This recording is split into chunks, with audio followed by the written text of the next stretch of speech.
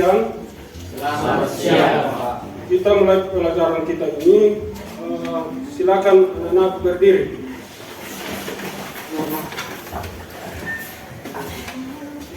Kita adakan kegiatan semangat, yaitu kita adakan game SMK. SMK hebat. Ulang, SMK.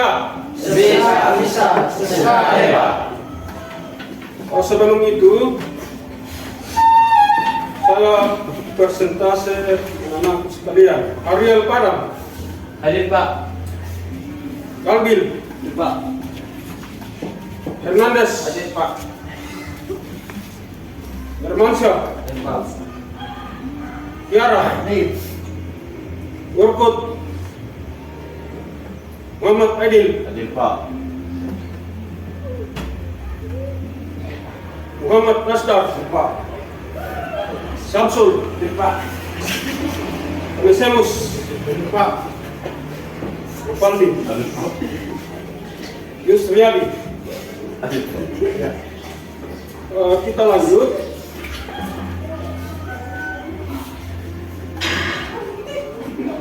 Jadi silakan dulu. Kita masuk di langkah awal, yaitu media pembelajaran, di mana kita melakukan rutinitas pengelasan dengan menggunakan proses kelas busur manual. Tujuan pembelajaran adalah mengidentifikasi pengelasan material pada posisi di bawah tangan, mendasar sesuai dengan standar yang berlaku. Kemudian mengelas sambungan sudut, kemudian memeriksa hasil pengelasan. Nah, untuk mengidentifikasi hasil pengelasan pada posisi di bawah tangan, saya mau tanya anak-anak sekalian, posisi di bawah tangan itu adalah istilah dengan istilah pengelasan apa? Ya, 1F atau 1G itu adalah posisi di bawah tangan.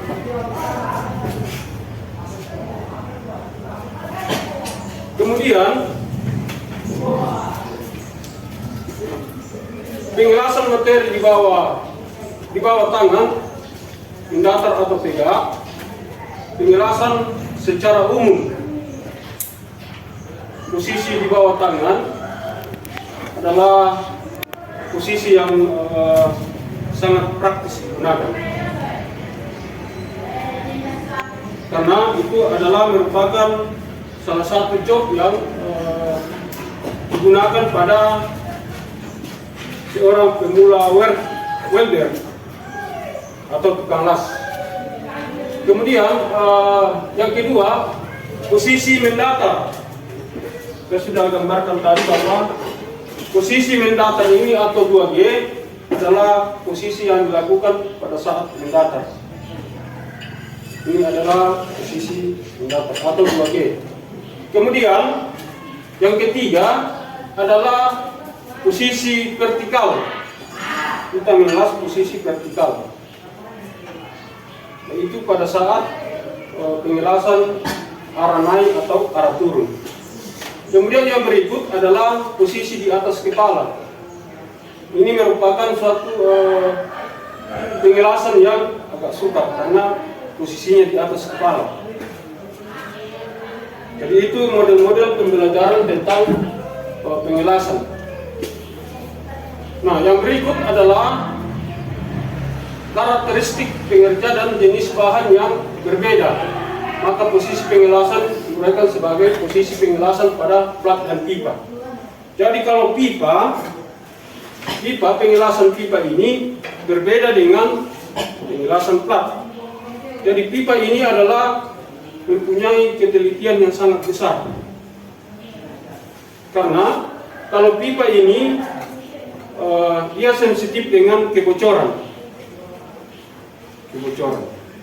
Jadi harus betul-betul seorang welder adalah mempunyai ketelitian. Kemudian juga plat ini bisa digunakan untuk pengelasan. Kemudian yang berikut adalah posisi plat sambungan tumpul. Di mana posisi plat sambungan tumpul ini atau istilah kata 1G. Nah, 1G ini adalah merupakan sambungan di bawah tangan untuk cara pengelasan sambungan tangan di bawah tangan. Kemudian yang berikut adalah posisi horizontal atau sambungan tumpul, yaitu posisi dia mendatar. Posisinya dia mendatar. Posisi mendatar. Yang berikut adalah 3G, di mana sambungan vertikal. Sambungan vertikal. Nah, kemudian sambungan tumpul itu adalah merupakan sambungan yang digunakan pada sambungan tumpul.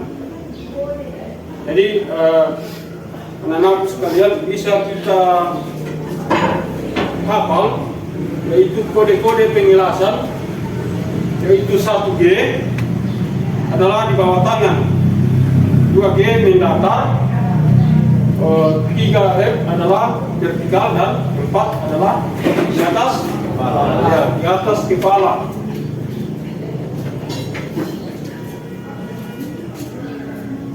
Ya, inilah gambar yang merupakan gambaran tentang cara kerja pengelasan. Nah, yang pertama di sini adalah posisi benda kerja, yaitu 1G atau sambungan tumpul. Dia mendatar dengan memperhatikan sudut benda kerja dengan elektroda. Ini adalah posisi 1G. Posisi 1G. Ini. Kemudian yang berikut adalah posisi 2G. Mana posisi 2G? Yaitu posisi yang di mana dia mendatar. Kita mengelas sesuai dengan sudut yang kita gunakan. Bisa dipahami kira-kira? Kemudian yang berikut adalah posisi 3G, yaitu vertikal. Vertikal di sini. Posisi 3G adalah vertikal dengan mengukur sebuah sudut elektroda. Elektroda yang kita gunakan. Nah, saya mau tanya, kalau posisi 4G, apa kira-kira yang memberikan kesulitan? Mengelas di atas kepala. Ya, karena kita mengelas di atas kepala, kemudian seolah-olah dia hasil itu dia cenderung seolah-olah dia cenderung jatuh itu penjelasan. Kemudian yang berikut ini adalah sambungan sudut. Sambungan sudut ini adalah dia bentuknya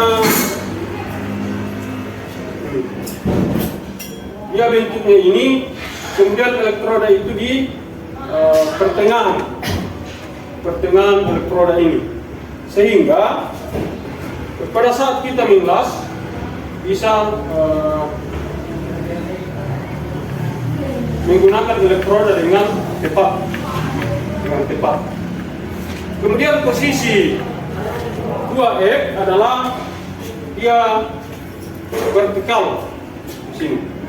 Kita mengelas secara vertikal. Jadi kita atur dengan gerakan zigzag atau ayunan pada pengelasan.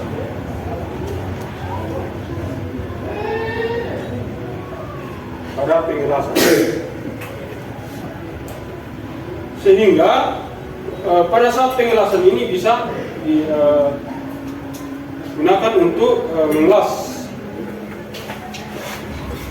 Kemudian yang berikut adalah 3F. Pengelasannya itu 3F secara vertikal. Secara vertikal.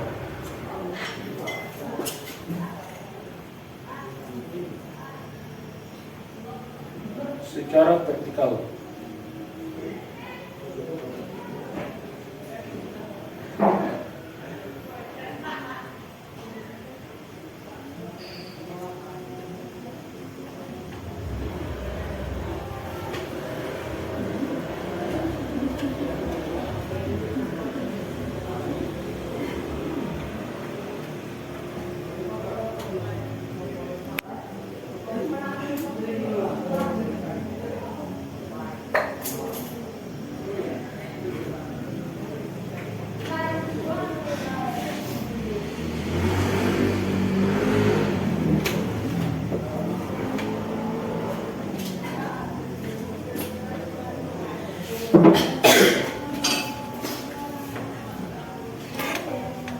Ya.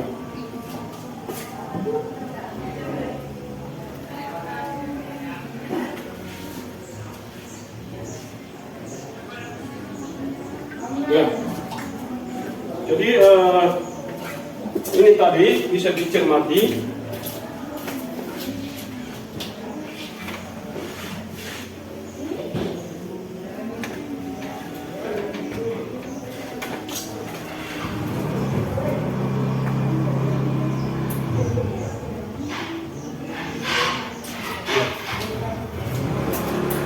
Jadi yang berikut adalah posisi di atas kepala. Posisi di atas kepala ini adalah posisi sudut yang terbentuk di atas kepala.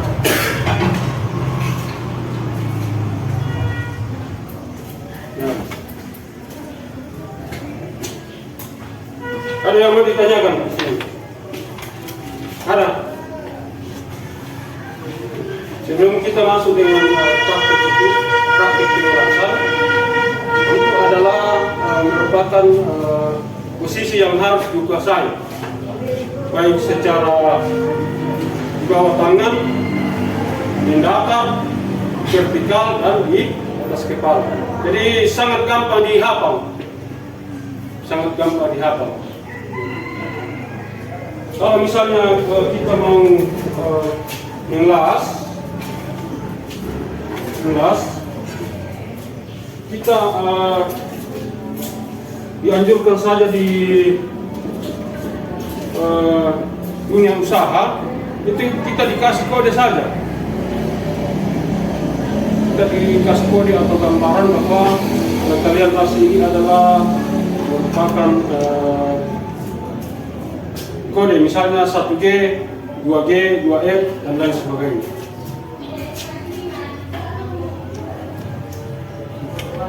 Ini sebuah pengelasan yang kita gunakan.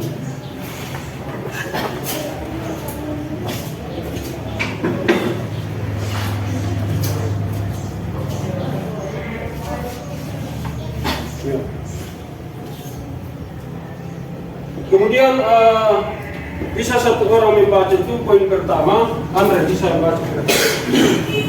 Posisi sumbu horizontal pipa dapat diputar diameter sama atau sambungan tumpul dalam kurung 1G. Ya. Posisi sumbu horizontal atau pipa dapat diputar atau diameter sama dengan sambungan tumpul. Di mana biasa digunakan pipa yang bisa diputar? Ya, pada saat pipa-pipa air yang sangat kecil, jadi bisa diputar baru kita adakan pengelasan. Tidak sama kalau kerja di Pertamina. Kalau pipa yang sangat besar itu tidak bisa diputar, kita mengambil posisi. Kemudian yang berikut, nomor 2, baca. Sumbu horizontal pipa dapat diputar jika berbeda atau sambungan terus atau kaitan satu. Ya. Nomor 2 yaitu sambungan horizontal pipa dapat diputar diameter berbeda sambungan dengan sudut 1F. Nah, apa yang dimaksud ini adalah kita harus menyambung pipa dengan menentukan 1F. Jadi kalau berbicara dengan 1F, tetap dia di bawah tangan atau tidur. Dia tidur, dia di bawah tangan. Itu satu. Kemudian nomor 3, sumbu atau posisi sumbu tegak sambungan tumpul 2G. Bagaimana modelnya kalau 2G?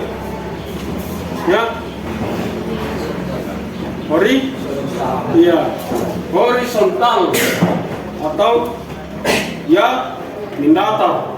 Jadi dia mendatar inilah adalah 2G. Begitupun 2F. Nah, terus poin yang ketiga. Tiara baca poin yang ketiga. Ya, posisi sumbu tegak sambungan tumpul 2G. Nah, bagaimana kalau sambungan tegak? Dia posisi bendanya dia vertikal. Arahnya bisa turun, bisa naik. Contohnya digunakan pada apa? Pengelasan, misalnya pintu, apalagi pengaman jendela yang arahnya vertikal. Kemudian yang berikut, nomor 4. Posisi sumbu tegak sambungan sudut atau pelet 2F. Ya, posisi sumbu tegak sambungan sudut atau pelet atau sambungan tumpul 2F. Sambungan 2F itu adalah merupakan sambungan yang vertikal atau tegak atau berdiri. Itu merupakan sambungan 2F. Kemudian yang berikut, Ipaldi, baca nomor 5. Posisi sumbu horizontal pipa tidak dapat diputar tetap. Ya. Sambungan tumpul atau 5G. Ya. Posisi sumbu horizontal pipa tidak dapat diputar tetap pada sambungan tumpul atau 5G. Contohnya apa? Pengelasannya pada apa? Ya, pipa Pertamina yang sangat besar yang tidak boleh diputar. Jadi kita memposisikan diri kita untuk mengelas. Kemudian yang berikut, nomor 6. Posisi sumbu horizontal pipa tidak dapat diputar tetap sambungan sudut atau pelet 2F. Ya, posisi sumbu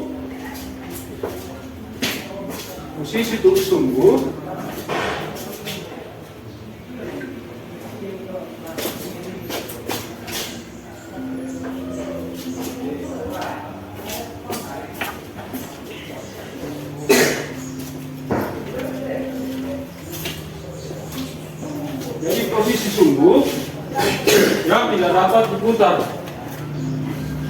Itu dia menggunakan pipa yang sangat besar. Kemudian yang berikut, nomor 7. Posisi sumbu miring 45 derajat sambungan tumpul 6G. Ya. Bagaimana kalau sudut pengelasan 45 derajat? Jadi sudut pengelasan sambungan 45 derajat kita arahkan pada elektroda 45 derajat. Jadi di atasnya 45, di bawahnya 45. Karena ini dia membentuk sudut 90. Jadi benda pertama, kedua, kemudian arahkan elektroda 45 derajat. Itulah yang dimaksud dengan sambungan tumpul 6G. Kemudian yang berikut adalah sambungan sumbu miring, yaitu 45 derajat di pipa dan plat. Jadi kita kondisikan. Ada yang mau ditanyakan kira-kira? Atau ada yang mau bertanya? Bagaimana posisi kita saat melakukan penjelasan. Ya, posisi kita saat melakukan penjelasan apabila benda kerja yang besar yang tidak bisa diputar, makanya seorang welder atau putalas itu bisa memposisikan diri dengan berbagai macam posisi, baik mendatar, horizontal, vertikal, dan di atas kepala. Tidak sama dengan benda yang kecil. Kalau benda yang kecil itu adalah merupakan penjelasan yang agak mudah kita lakukan, karena kita yang atur, kita yang putar. Kemudian yang berikut,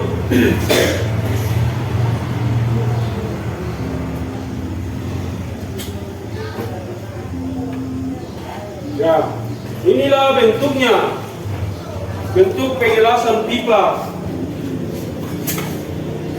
Nah, bentuk penjelasan pipa ini, misalnya 1G, kalian sudah hafal bahwa kalau 1G itu semuanya dijelas di bawah tangan, baik pipa maupun alat.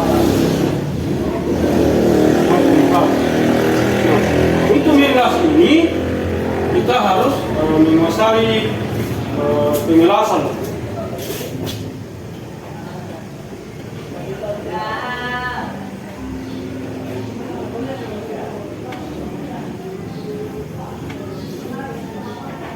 Jadi kita harus menguasai penjelasan. Kemudian yang berikut, 2G adalah melakukan penjelasan yang mendatar. Kalau 2G itu adalah dia penjelasannya apa? Mendatar. Kalau mendatar itu contohnya penjelasan pada misalnya dinding kapal, apalagi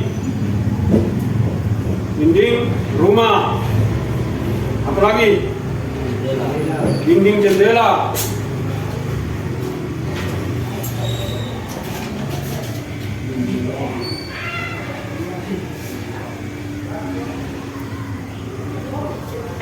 Kemudian yang berikut,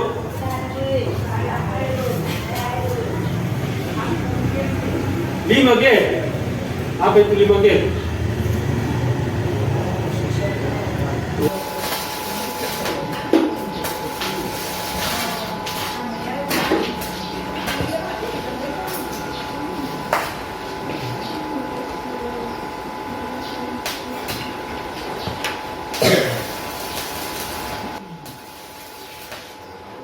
Jadi yang lain menyimak atau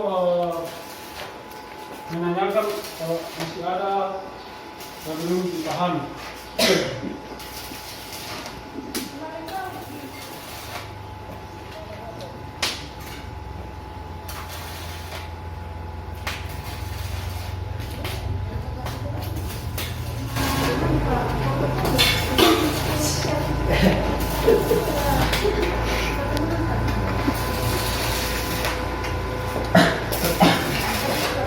Sudah dipaham, tidak ada yang mau ditanyakan.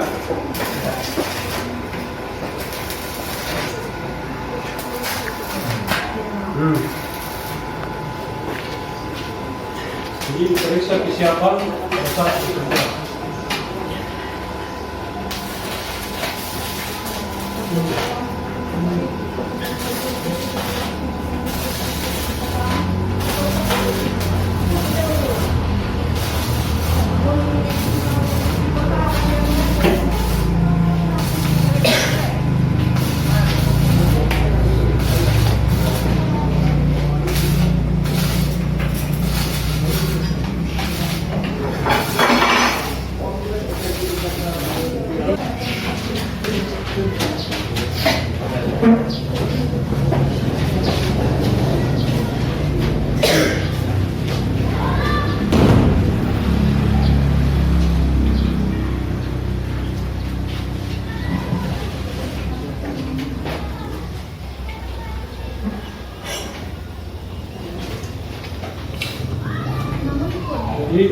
sudah bisa memahami, kemudian sudah bisa menyambung pada saat kalian praktek.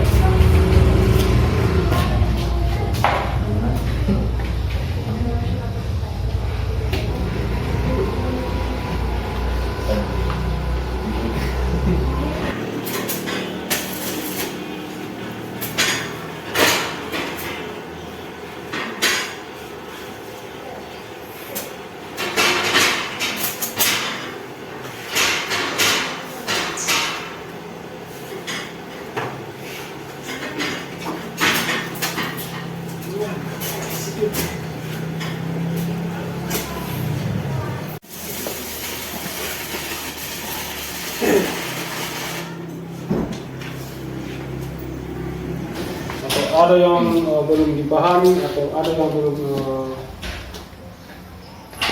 dimengerti tentang kegiatan kita ini untuk dalam proses belajar mengajar. Ada yang mau ditanyakan? Untuk kita ambil sebagai kesimpulan. Misalnya kalian belum memahami kegiatan atau pembelajaran yang kita lakukan dari tadi, dari awal sampai sekarang. Untuk kegiatan ini kita dapat simpulkan bahwa kegiatan kita ini adalah merupakan kegiatan untuk di mana kita dituntut untuk mendapatkan keahlian dalam mengelas di bawah tangan. Itu kesimpulannya. Kemudian yang kedua adalah kita sudah memahami bentuk, posisi, kemudian gambar pada pengelasan. Itu sesuai dengan aba-aba dari saya, yaitu kita memberikan semangat pada saat mengakhiri mata pelajaran ini. Yaitu SMK. Bisa. Ulangi sekali lagi, SMK. Bisa. Hebat. Satu orang sebelum kita berpisah di ruangan ini atau mengakhiri mata pelajaran ini, satu orang berdoa. Mari kita berdoa.